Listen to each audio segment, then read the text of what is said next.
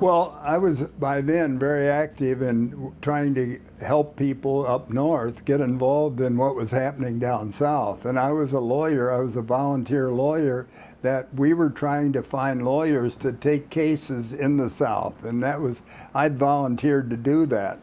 And I was active in several bar associations where I knew a lot of lawyers, and I'd been active in meeting and training and sharing my experiences. And so I was sort of the cheerleader for the organization of lawyers to go south and take cases. And we called it the Committee to Assist Southern Lawyers, CASTLE, I believe it was called.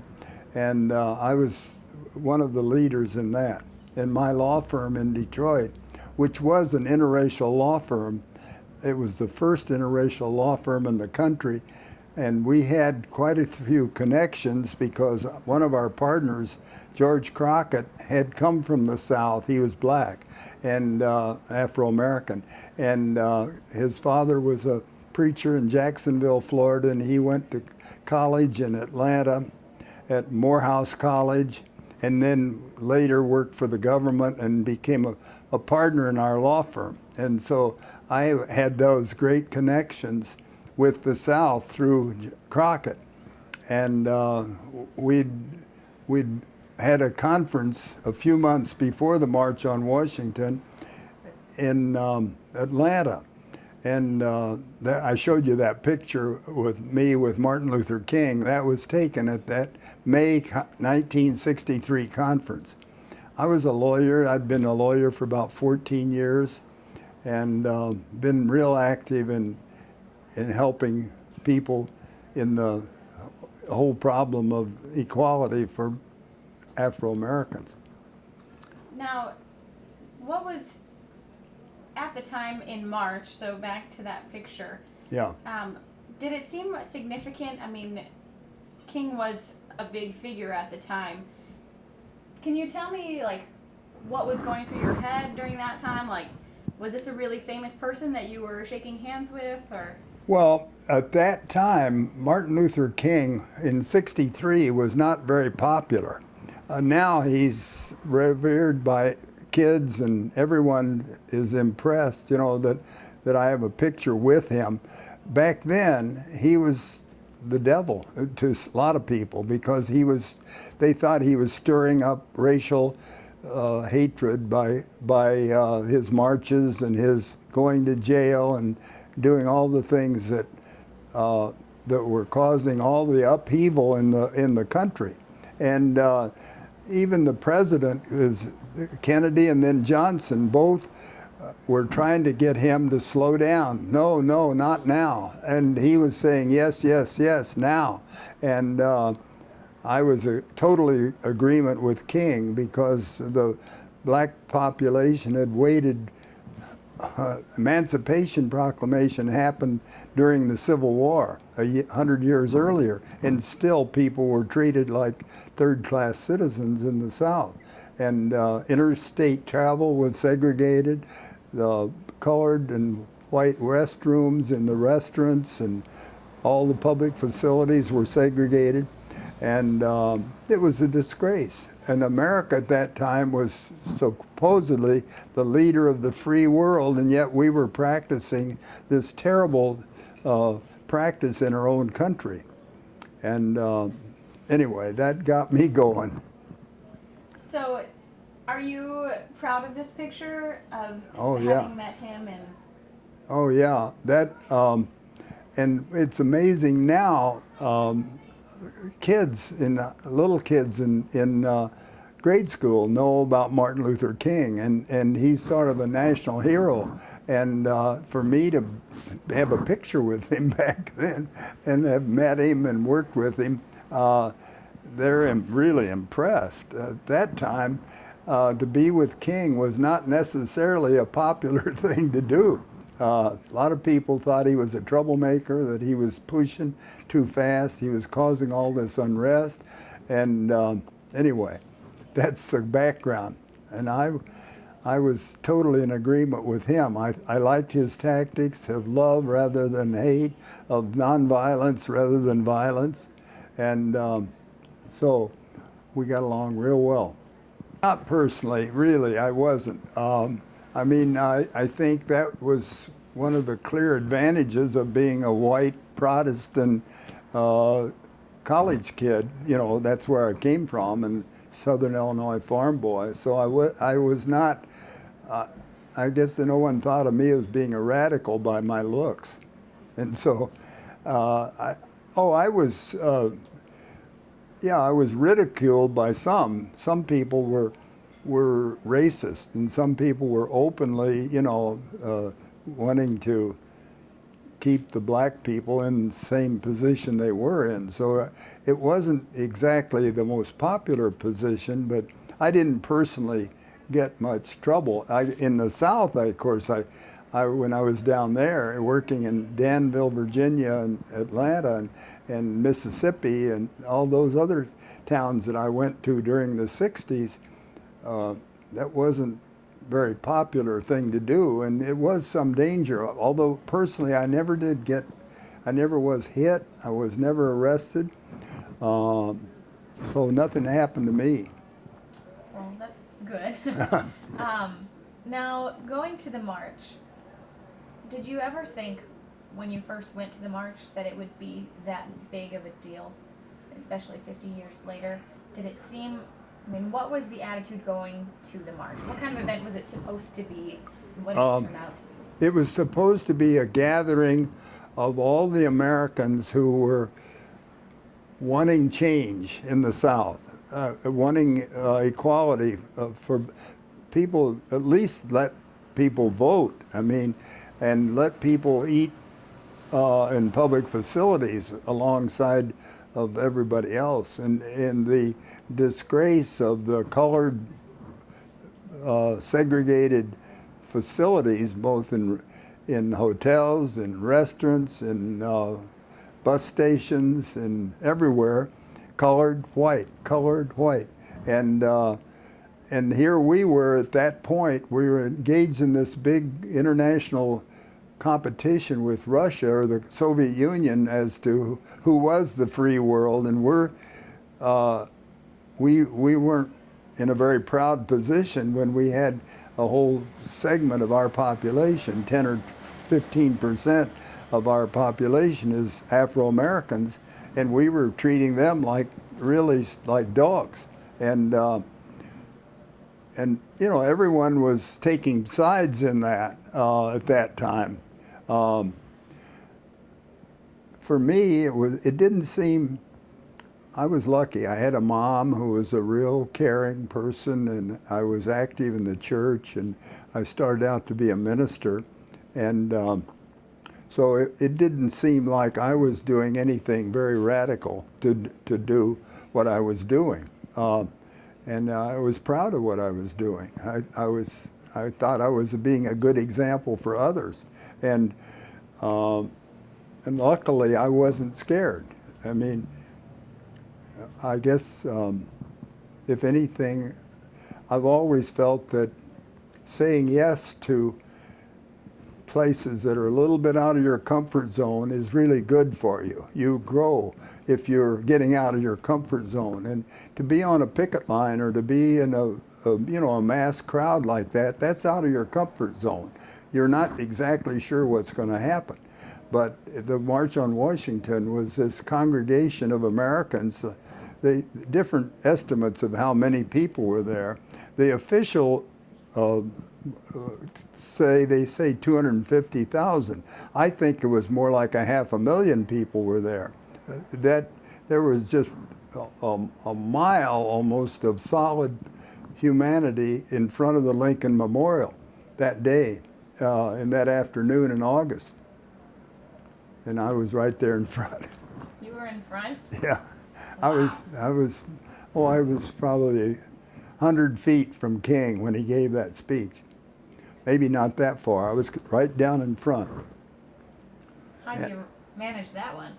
Well, we walked from we came in on the train from Detroit, and the people congregated in the area of the Capitol, and and we walked over to the mall, and it was just a moving mass of people all going to get in front of the Lincoln Memorial where the speeches were going to be, and we were told where to go, and so I hurried to get there. And our delegation, I think we had about 30 or 40 people from Detroit, and we'd gone in on a train. It'd taken us about 8 or 9 hours to go from, at that time you had passenger trains, and so it was quite an exciting trip. And everyone, there was a real feeling of camaraderie, of brotherhood. There was a real friendliness between whites and blacks. People were holding hands. There was some singing, and it was celebratory. I mean, everyone was proud to be there and thought we were doing the right thing. And we were moving, as it turned out, we were moving the country forward on this issue. And that many people getting together didn't make you feel like you were alone anymore. Because when you take a position out front, you do feel a little lonely at times because you don't know who's really with you. But to have that kind of an outpouring, just like we're seeing today, when we have three presidents, Obama, Carter, and Clinton, all on the podium in Washington this afternoon, was an exciting thing. I hope everyone will listen to Obama's speech. It was outstanding, and as well as the other speech. Now, when you were in the crowd right up front and you were hearing the iconic words, "I have a dream," like what was your response to that? The way I remember it was kind of a goose pimple thing on your. You felt like it was historic, and his voice was so commanding. It was so when he said, when he had "I have a dream," when he kept telling us what his dream was, you felt that you were dreaming right along with him. You're hoping that what he's saying is going to happen, and it was thrilling. I'll never forget that. I can't remember all the details of who I was with and exactly where we were, how we got from the bus or from the train station to there. I can't remember all that, but I know we got there. Now, did you think at that moment that it would be, I mean, it was memorable to you, but did you think that it was going to be something that was replayed over and over and that would become the banner of civil rights and all of that? I'm not sure that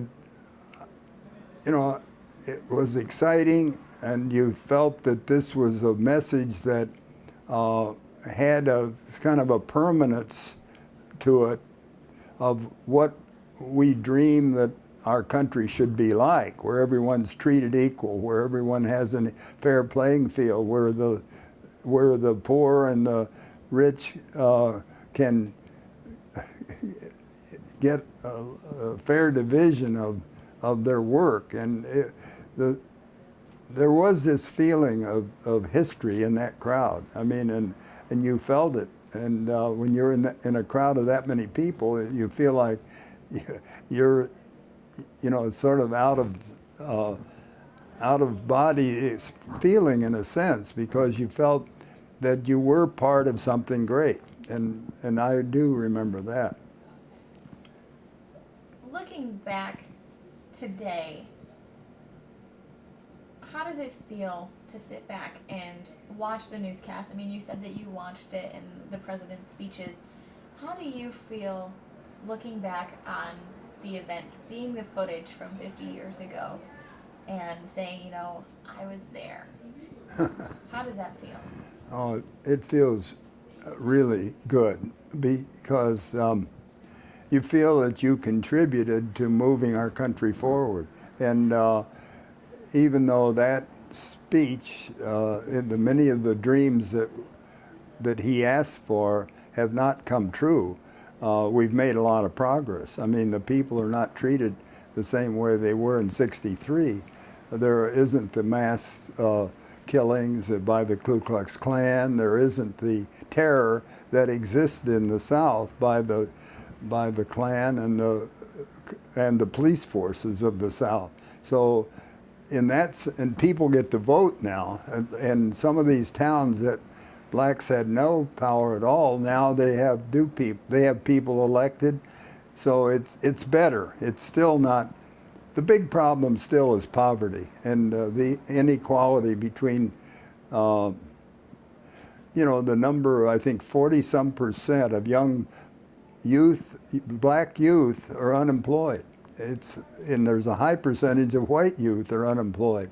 So we still got a long way to go, and I guess this today makes you feel, well, we've come a long way, but we still have a long way to go. And that's the way I feel about it too, because there's still a lot of prejudice out there.